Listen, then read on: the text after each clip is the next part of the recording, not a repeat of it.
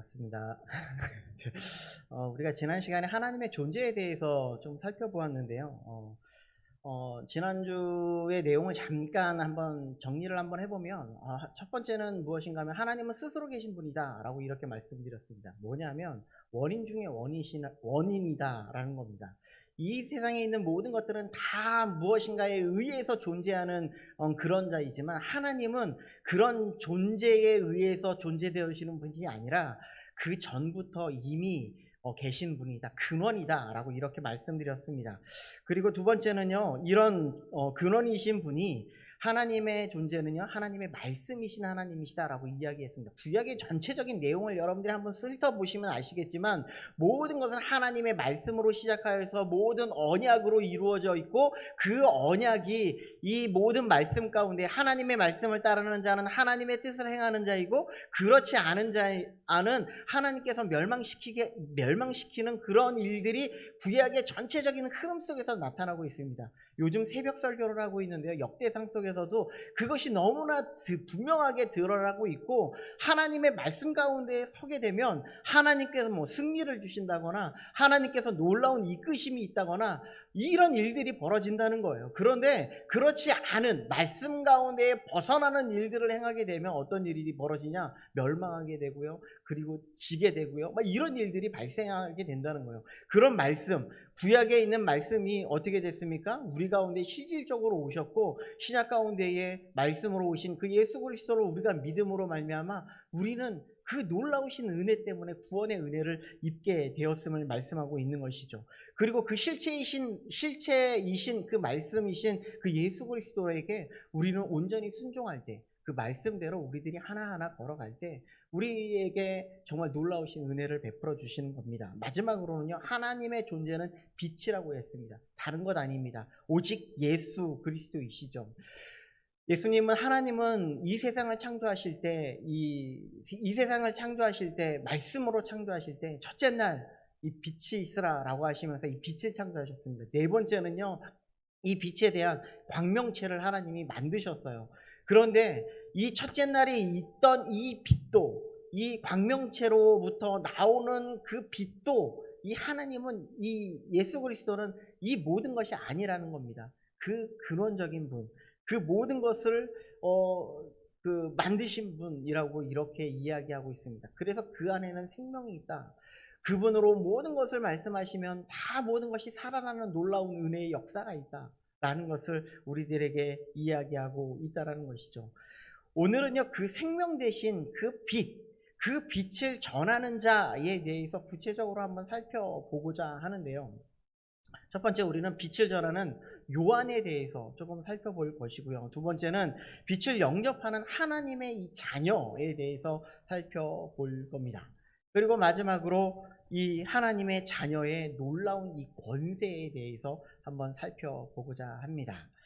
자, 우리가 첫 번째로 무엇인가 하면 빛을 전하시는 요한에 대해서 살펴볼 것인데, 자, 6절 말씀을 우리 한번 같이 읽어보도록 하겠습니다. 읽어보겠습니다. 자, 시작.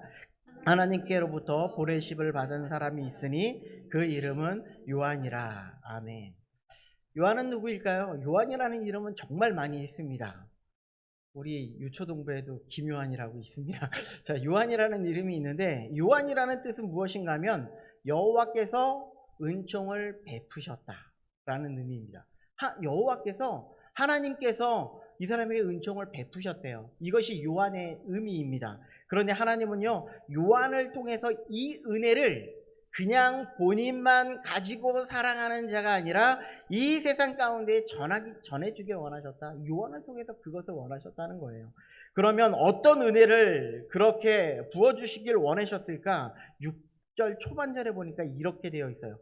하나님께로부터 보내심을 받은 자라 라고 얘기하고 있어요. 요한은요, 여호와께서 은혜를 충분히 받은 사람이고 그 은혜를 받은 사람인데, 어떤 은혜를 받았냐면 하나님께로부터 보내심을 받는 은혜를 얻게 되었다라는 것을 말씀해주고 있어요. 여기서 보내심을 받은 사람이라고 말하면은 어떤 의미냐면요, 이런 의미입니다. 누군가가 이런 거죠. 자, 누군가가 저를 보냈습니다. 그러면 만약에 저에게 길신교회 가십시오라고 이야기를 했다고 합시다. 그러면 제가 길신교회에 오게 되면 나는 무엇인가를 하게끔 하기 위해서 보냈을 거 아닙니까? 그죠? 이해가 되시죠? 그러니까 지금 하나님으로부터 보내심을 받았다라는 것은 이 사람이 어떤 이유와 목적이 있기 때문에 이 세상 가운데에 오게 되었다라는 것을 말씀해 주고 있다라는 겁니다. 우리가 이 요한에 대해서 조금 더 살펴보면요, 누가복음에서 이 요한의 출생에 대해서 이야기하고 있는데, 이 요한의 출생은요 창조주 하나님으로부터 근원된다, 이렇게 이야기하고 있다라는 거예요. 누가복음 1장 15절 말씀을 볼까요? 뭐라고 되어 있냐면 이렇게 되어 있습니다. 요한은 그 뒷부분입니다. 요한은 모태로부터 성령의 충만함을 받았다라고 이렇게 이야기를 하고 있습니다. 배에 태어났을 때, 여러분들 누가복음을 읽어보면 알겠지만 요한의 출생 자체는요 누군가에 의해서 이렇게 그냥 사람과의 관계 속에서 이루어진 그런 출생이 아니라 하나님이 성령을 통하여서 그에게 잉태케 하시고, 그리고 그를 통하여서 하나님이 나게 하신 그런 놀라우신 은혜를 베풀어 주셨다라는 것을 말씀해 주고 있는 것이죠. 이렇게 하나님이 특별하게 은혜를 베풀어 주셔서 이에게 이런 은혜를 베풀어 주셨다는 것은 무엇인가 하면, 그에게 그냥 우리들에게도 누군가가, 우리가 이 땅 가운데 온 것은 누구나 다 어떠한 사명을 가지고 태어나는데, 우리는 그냥 사명을 가지고 태어나지만 이 요한은 뭔가 특별한 그런 사명을 가지고 태어난 존재이다라는 것을 말씀해 주고 있다라는 겁니다. 그러면 요한의 사명은 무엇인지 7절을 통하여서 한번 보겠습니다. 7절입니다. 7절은 이렇게 이야기합니다. 그가 증언하러 왔으니 곧 빛에 대하여 증언하고 모든 사람이 자기로 말미암아 믿게 하려 함이라. 그의 특별한 사명 중에 하나는 무엇인가 하면요, 빛을 증언하는 거예요. 빛이 지난 시간에도 이야기했지만 빛은 예수 그리스도입니다. 예수 그리스도의 증언자다라고 이렇게 말씀하고 있는 거예요.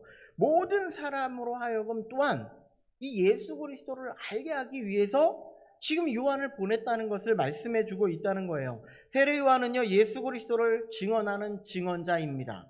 그런데 이것이 그의 사명인데 8절을 보면 조금 더 구체적으로 나와 있다고 볼 수 있는데, 8절을 우리 함께 같이 한번 읽어 보도록 하겠습니다. 8절입니다. 자, 시작.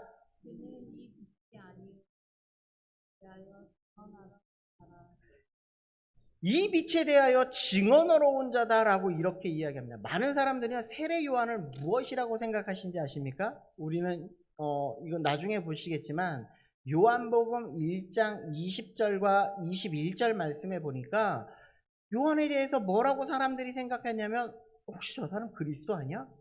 엘리야 아니야? 선지자 아니야? 그런데요, 지금 여기 그리스도, 엘리야, 선지자, 이 모든 표현이 이 사람 메시아 아니야? 라는 표현이라는 거예요.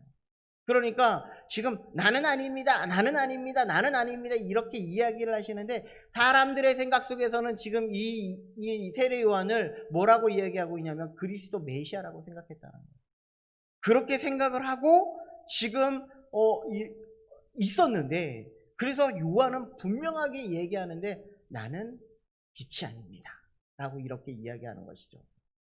혹시 오징어 집어등이라고 혹시 아십니까? 한번 그림을 하나 준비해 왔는데요, 한번 띄워주시죠. 이게 오징어 집어등입니다. 바닷가에 살아서 저는 뭐 많이 볼 일은 없었는데 바닷가에 사신 분은 한 번쯤은 보셨을 거예요. 오징어를 잡기 위해서 불을 잔뜩 달고서 바닷가로 나간다고 합니다.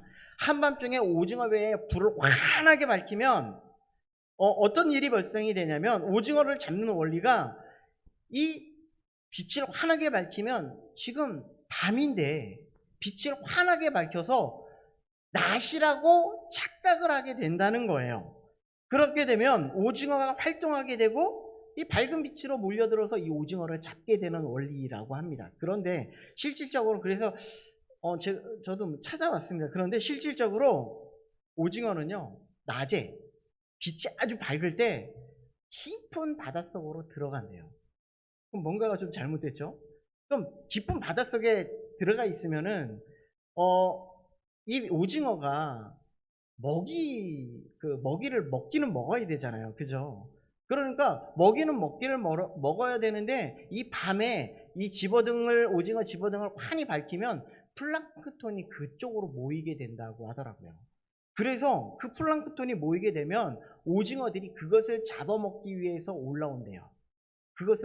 잡아먹기 위해서 올라와서 그것을 먹을 때 이 오징어가 잡히는 거라고 하더라고요. 이것이 바로 오징어를 잡는 원리라고 합니다. 참으로 놀라운 것은 뭐냐면 이 빛은 진짜 빛이 아니라는 거예요. 진짜 빛이 아닌데 이것에 현혹되어서 지금 올라오게 되었다라는 것을 말씀해 주고 있다는 것이죠. 그런데 이 세상은요, 거짓빛들이 너무나 많이 있다는 것을 말씀해 주고 있어요. 바로 거짓 교사들의 거짓빛을 통해서 사람들을 너무나 많이 유혹하고 있다는 겁니다. 그런 사람들은요, 그것이 거짓 교사라는 사실조차 몰라요. 인식하지 못해요. 함께 예배하고 함께 찬양하고 하나님 앞에 영광을 돌리는데 그 안에 거짓빛이 있는데도 불구하고 알지를 못한다는 거예요. 왜냐하면 그냥 복음인 줄 알고 따라왔어요. 그래서 사도 바울은 뭐라고 이야기하고 있냐면 고린도후서에서 이렇게 말합니다. 이것은 이상한 일이 아니니라. 사탄도 자기를 광명의 천사로 가장하느니라. 이렇게 이야기한다는 거예요. 정말 하나님의 믿음을 가지고 이 땅 가운데 있는 우리들조차도 하나님의 복음을 온전히 전하지 못하고 하나님의 복음을 왜곡하여서 전하는데 그것이 진짜인 양 알고 따라가는 경우가 있다는 것을 말씀해주고 있다는 겁니다. 참된 복음과는 너무나 거리가 멀어요. 우리를 현혹하게 해서 하나님을 정말 직접 바라보고 정말 하나님만 따라가는 그런 삶이 되어야 되는데 그렇게 하지 못하게 하는 일이 발생된다는 겁니다. 하나님은 우리를 왜 이 땅에 보내주셨을까요? 분명히 우리들도 하나님이 이 땅 가운데 보내신 이유와 목적이 있어요. 예수님은요,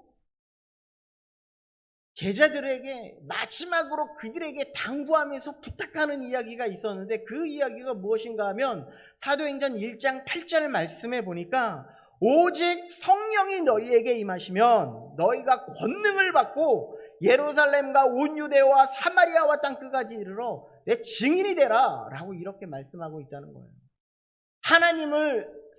여기서 중요한 건 성령의 능력을 받아요.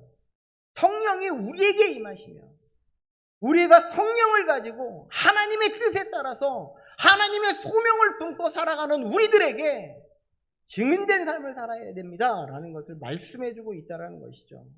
근데 이 세상은요, 누구를 찾냐면 나 자신을 찾아요. 나 자신.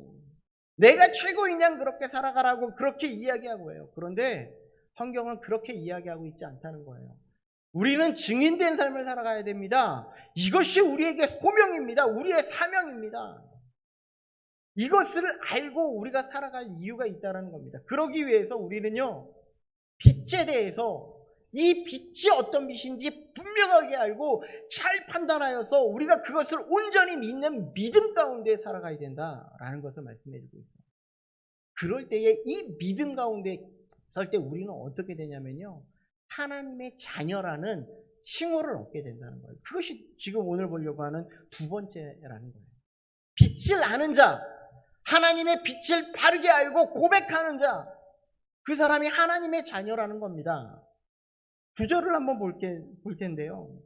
하나님의 자녀가 되는 놀라운 은혜를 입고 난 다음에 구절을 보니까 이렇게 되어 있습니다. 우리 한 목소리로 읽어보도록 하겠습니다. 자, 시작. 참빛 곧 세상에 와서 각 사람에게 비추는 빛이 있었습니다. 참빛, 진짜 빛이 있대요. 우리들에게 각각에게 각 사람에게 와서 하나님의 비춰주시는 그 빛이 있대요. 그 정체성이, 그런데요, 우리는요, 그 빛의 정체성이 이 세상에 뭐라고 되어 있냐면 우리가 앞절에 3절에 보니까 만물이 그로 말미암아 지은 바 되었으니 지은 것은 하나도 그가 없이 된 것이 없더라 라고 이렇게 이야기하고 있잖아요. 그가 이 땅 가운데 오셨는데 하나님은 이전부터 계셔서 이 세상의 모든 것을 주관하시고 모든 것을 다 창조하셨음에도 불구하고 우리는 자꾸 무엇을 바라보냐면 첫째 날에 그 빛을 바라보고요. 넷째 날에 자꾸 광명만 바라보는 그런 잘못된 빛을 쫓아가는 일들이 우리들에게도 있다는 거예요. 요즘은요, 심지어는 요즘 같은 세상에는요, 예수님이 어디 있어? 하나님이 어디 있어? 라는 것으로 인하여서 인위적으로 만든 빛이 더 좋다고 이야기해요. 태양이 더 좋고 별이 더 좋고 이것이 더 좋다고 이야기를 합니다.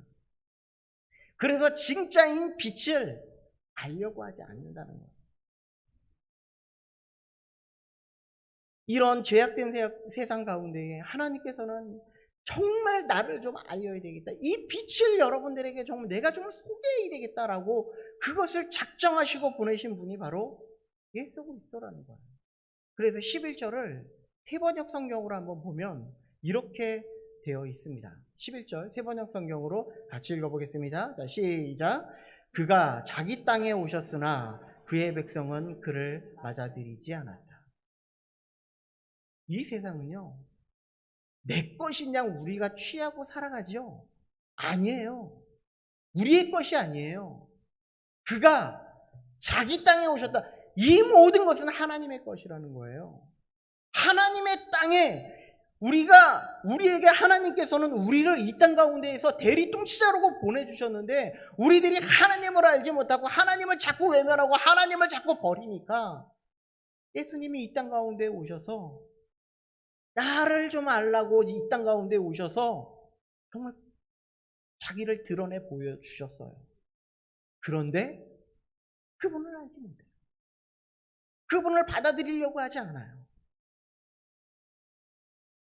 자기를 드러내 보여주셨지만 모든 것을 다 거부하는 일이 발생이 되고 있다는 겁니다.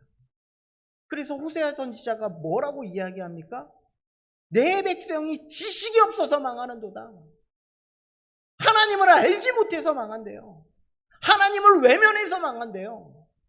하나님이 어떤 분인지 알지 못해서 망한대요. 우리에게 지금 그 이야기를 하는 거예요. 하나님에 대해서 분명히 알고 그분이 어떻게 우리에게 오셨고 어떤 소망을 우리에게 주시는지 그것을 알으라고 이렇게 이야기를 하는 겁니다.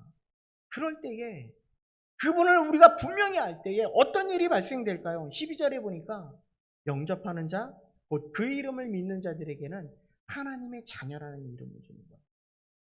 하나님의 자녀라는 이름을 주셨다는 거예요. 물론 하나님을 우리가 알려고 한다고 해서 알 수 있는 것도 아닙니다. 그렇다고 해서 우리가 아무것도 안 하면 안 되는 것이죠. 우리는 하나님께서 모든 것을 에베소서 1장에 있는 것처럼 태초부터 하나님께서 창세 전부터 우리를 선택해 주셨고 우리에게 그런 능력을 주셨다면 더욱더 하나님에 대해서 알려고 발버둥 치는 그런 삶을 살아가야 되지 않겠냐는 거예요. 그래서 우리는 하나님을 온전히 영접하는 그런 자들이가 되어야 되지 않겠냐는 것을 말씀해 주고 있다는 겁니다. 그래서 요한복음 15장 10절 말씀해 보니까 이렇게 되어 있습니다. 함께 읽겠습니다. 시작. 내가 아버지의 계명을 지켜 그의 사랑 안에 거하는 것 같이 너희도 내 계명을 지키면 내 사랑 안에 거하리라. 아멘. 여러분, 사랑 안에 거한다라는 의미가 바로 영접의 의미입니다. 이 사랑 가운데 거하는 것이 바로 영접의 의미예요. 이 말이 여러분들 이 말을 그냥 문자적으로 여러분들을 읽어버리면 어떤 일이 발생이 되냐면 우리가 순종해야만 계명을 잘 지키면 하나님 안에 하나님의 사랑 안에 거할 수 있대요. 이렇게 돼버리는 겁니다. 그런데 순종해야만 사랑 안에 거하는 것이 아니라 우리가 순종하지 않아도 하나님께서는 우리를 너무나 사랑해 주셔서 우리를 구원하시기로 작정하셨어요. 우리를 위해서 십자가에 지시기로 이미 작정하셨어요. 그런데 하나님은 우리가 하나님의 말씀을 지키지 아니하고 순종하지 않는 그런 삶을 통하여서 여전히 우리를 사랑하고 계시지만 그런데 우리가 하나님의 말씀을 순종함으로 하나님의 사랑이 얼마나 큰지를 더 깨달아 알 수 있음을 말씀하고 있는 겁니다. 그러기에 우리는요, 하나님의 사랑을 알아가기 위해 하나님의 말씀에 순종하는 것. 이것이 영접하는 자의 모습입니다. 하나님의 말씀을 순종하기로 우리가 발버둥치는 것. 바로 영접하는 자에게 주신 놀라우신 이름, 바로 하나님의 자녀라는 것. 이것이 하나님께서 주신 놀라우신 은혜라는 겁니다. 그렇다면 그런 하나님의 이름 가운데, 하나님이 우리에게 주신 하나님의 자녀라는 이름 가운데에 그럼 우리에게 어떤 권세를 주셨을까요? 12절을 다시 같이 한번 읽어보도록 하겠습니다. 자, 시작. 영접하는 자, 곧 그 이름을 믿는 자들에게는 하나님의 자녀가 되는 권세를 주셨으니. 아멘. 여러분들 여기 권세라고 말하니까 우리가 마음대로 할 수 있는 특권이나 아니면 어떤 권력을 의미한다라고 생각하시면 절대로 안 돼요. 우리가 예수 그리스도를 영접했으므로 우리가 하나님 나라에 들어가는 어떠한 티켓을 얻었다라고 생각하는 경우도 있는 것 같아요. 근데 그것이 아니라는 말입니다. 토드 빌링스라는 이 조직신학자가 이런 책을 썼대요. 그리스도와 연합이라는 책을 썼다고 합니다. 여기에서 키에르케고르라는 그런 예화를 들었는데요. 유럽 시대에는 이 왕정 시대를 다루고 있는데 신분이 아주 낮고 그리고 자유인이 아닌 이 소장농이 있었다고 합니다. 이 사람은요, 또한 한 나라의 왕의 백성이죠. 그런데 그 왕은요, 어떤 사람이었는가? 많은 사람들에게 존경을 받고 인정을 받으며 정말 너무나 정치를 잘했는지 정말 많은 사람들이 우러러 볼 정도로 한 번 만나면 정말 좋겠다라고 생각하는 사람 중에 한 사람이 이 왕이었다고 합니다. 이 소장농은 이렇게 생각을 했대요. 혹여 망극한 성언을 입어 일생에 한 번이라도 임금님을 모실 수 있다면 얼마나 좋을까, 이런 생각을 가졌다고 합니다. 아마 그렇다면 이것은 최대의 사건이 될 것이고 자손 대대로 내가 정말 무용담으로 이야기해 줄 수 있는 그런 사건이 되지 않을까라고 생각했다고 합니다. 이 예화를 잠깐 들고 난 다음에 토드 빌링스는 이 이야기에 대해서 이렇게 이야기했다고 합니다. 이 유화에서 시골뜨기 품사꾼은 임금의 지위가 얼마나 높고 존귀한지 인식한다. 종종 임금을 모실 수 있다는 것은 기분 좋은 일로 여겨진다. 물론 그는 지금까지 삶과 별다른 바 없는 삶을 누릴 수 있을 것이고 친구들과 어울리는데도 하등의 관계가 없으며 자신의 신분상의 문제도 생기지 않을 것이다. 뭐냐면요, 그냥 한번 대통령을 한번 만나고 그를 접대한다고 해서 나의 삶에 있는 모든 것을 포기할 필요도 없고 내가 그냥 누릴 수 있는 거 모두 다 누려도 상관없습니다 라고 이야기하고 있는 거예요. 그런데 이 임금이 이 품삯꾼을 만나서 단순히 만나는 것에 그치는 것이 아니라 갑자기 너를 내 양자로 삼을게 라고 말한다면 어떻게 되겠냐는 겁니다. 이제 양자가 되면 식구, 가족이 되잖아요. 너무나 가까워진다는 거예요. 너무나 가까워지니까 불편해지기 시작했다는 겁니다. 그리고 이 양자로서 지금까지 내가 살아왔던 삶의 자유나 내가 정말 누리고 있었던 여러 가지 친구, 여러 가지 모든 것들을 다 포기해야 되는 그런 일이 발생되었다는 겁니다. 물론 입양이라는 것을 통해서 그는 정말 임금의 그런 후손이라는 그런 놀라운 그런 특권도 누릴 수 있었겠죠. 왕의 자녀가 되는 대가로, 그런데 지금까지 누려왔던 모든 것은 다 포기해야 했다라는 겁니다. 만일 그 임금이 그냥 얼마 정도의 그냥 재물을 내리거나 아니면 어떠한 글씨를 써준다거나 그랬다면 이 사람은 그것을 갑으로 삼고서 정말 자랑하며 살아갈 수 있었고 나의 모든 삶을 그냥 누리며 살아갈 수 있었을 거예요. 그런데 임금이 지금 그에게 요구하고 있는 것은요, 그보다 훨씬 더 뛰어난 것이었다는 거예요. 너의 삶을 포기해야 되고 그리고 너의 삶의 모든 것을 다 바꿔야 돼 라고 말하고 있다는 겁니다. 그리고 이 왕과 온전한 관계를 이루며 살아가야 돼 라고 말하고 있다는 것이죠. 이것이 무엇인지 아십니까? 바로 십자가입니다. 우리에게는요, 예수 그리스도를 믿는다는 것은 그냥 우리가 지금까지 살아왔던 모든 삶이니까 그냥 내가 누리며 살아가면 되지라고 이렇게 생각했다면 그것은 가장 큰 오산일 겁니다.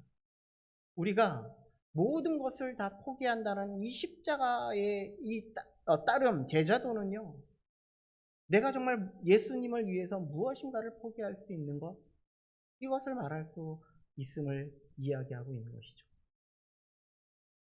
이런 삶이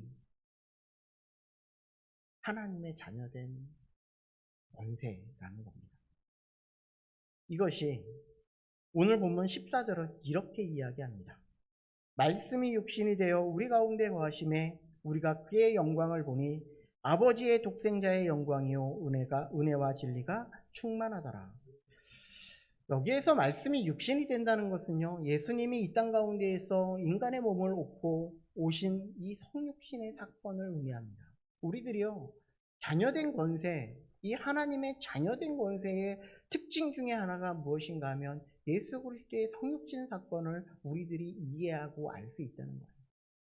어느 누가 이 세상 사람들에게 하나님이 인간의 몸을 입고 오셨대라고 하면 뭐라고 이야기할까요? 저 바보 같은 놈이 뭐라고 하는 거야? 라고 이야기할 겁니다. 그런데 우리들은 이것을 알고 있잖아요. 얼마나 놀라우신 은혜예요. 그리고 우리와 똑같이 되셨던 그 하나님이 우리와 함께 계셨대 라고 이야기를 하는 거예요. 그런데 여기서 계셨다라는 그런 의미가 뭐냐면요, 장막을 치다라는 의미예요. 여러분들 구약에서 장막이 무엇인지 아십니까?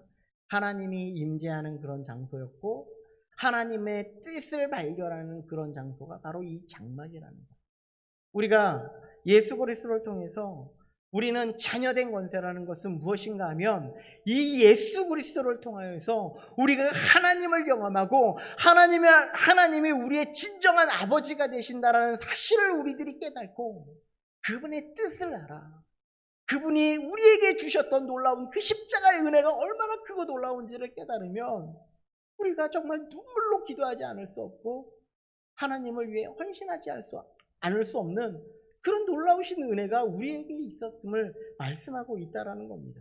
이것이 하나님을 예수 그리스도를 영접할 때 우리가 누리는 놀라우신 하나님의 은혜임을 말씀하고 있다는 겁니다. 얼마나 큰 은혜입니까? 이것이 우리들에게 주어진 거예요. 결론입니다. 하나님에게는요, 우리들에게 각자의 다 한 사람 한 사람에게 다 어디로 걸어가야 할지를 다 계획하고 계세요. 그리고 우리는 그 걸음을 걸어가야 돼요. 내가 원하는 길로만 걸어가는 길이 아니라 하나님이 뜻하시고 하나님이 원하시고 하나님이 바라시는 그 길, 그 길이 십자가의 길이 될 수 있고 그 길이 정말 힘들고 어려워서 하나님 내가 꼭 이 길을 걸어가야 하나요? 라고 이렇게 발버둥치며 이야기할 수도 있습니다. 그런데 하나님은요, 우리 보고 그 길을 걸어가기를 원하십니다. 이것을 통해서 우리는 무엇을 보는 줄 아십니까? 예수 그리스도 안에 있는 놀라우신 하나님의 은혜와 그 놀라우신 진리의 충만함이 우리들도 그 길을 걸어갈 때 내 안에서 불붙듯 일어나는 그 놀라우신 은혜가 차고 넘친다는 사실을 우리는 깨닫게 된다는 거예요. 그래서 지금까지 오시지 않으셨습니까? 그래서 지금까지 하나님을 따라오시지 않으셨습니까? 그렇게 헌신하시지 않으셨습니까? 그 은혜가 놀랍지 않으면 우리는 차라리 이 세상에 이 모든 것보다 더 가치 없는 그런 일이 될 수 있습니다. 그렇기 때문에 하나님의 그 놀라우신 은혜를 경험하고 그 놀라우신 권세 아래 그 하나님을 알아가는 우리 모두가 될 수 있기를 간절히 소망합니다. 기도하겠습니다. 사랑해 주님, 너무나 감사합니다. 우리에게